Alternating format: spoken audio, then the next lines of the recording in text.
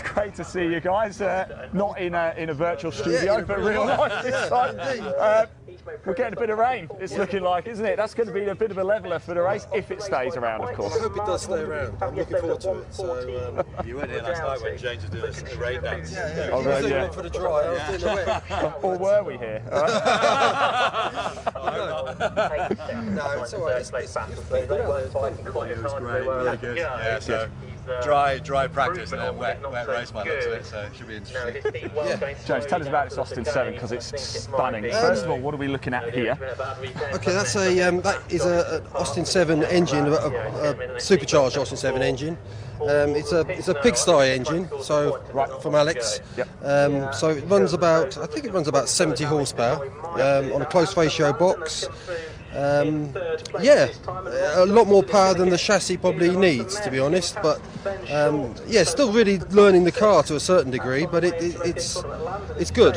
Every time I make changes, and if you make too many changes, you never know what you've done. You know, so.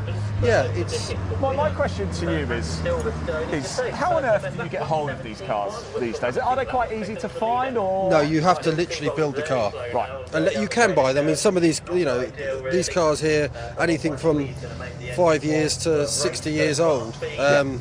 But single seaters usually.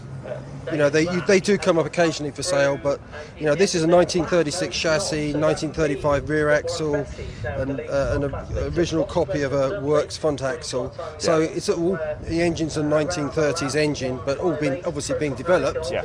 But yeah, it's all built into a single seater. So how long have you had it? I've had it since 20. Effectively, I put this together mid sort of 2015, something like that. So was it just a bit of a shell when you got it? It was a bit of everything, really. Yeah, literally a bit of everything. I knew what I wanted. I was down in France racing, and I wanted to enter Circuit de Ramparts. So I said to them, right, I'll put an entry in for this car. And they said, no, you can't, because that car is too new. They said, come back with something more interesting.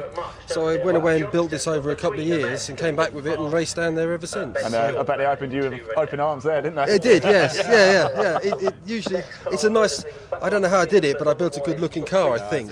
It's a fine looking car. You park it in a square in the middle of an old town and you have to fight to get back to it. All I can see right now is some French village in the south of France. That's it. And this out there, and I'll be like, that's James Miles. Yeah, that's it. Well, no, you can. If you park it next to a Ferrari, they'll lean on the Ferrari looking at this. And that's a fact. So. And right, so if cars could talk, hey? Wow. Yeah. Amazing, isn't it? Absolutely amazing. Absolutely insane. Look, chaps, thanks for talking to us. We'll catch up with you throughout the day as well, and of course, best luck for the race.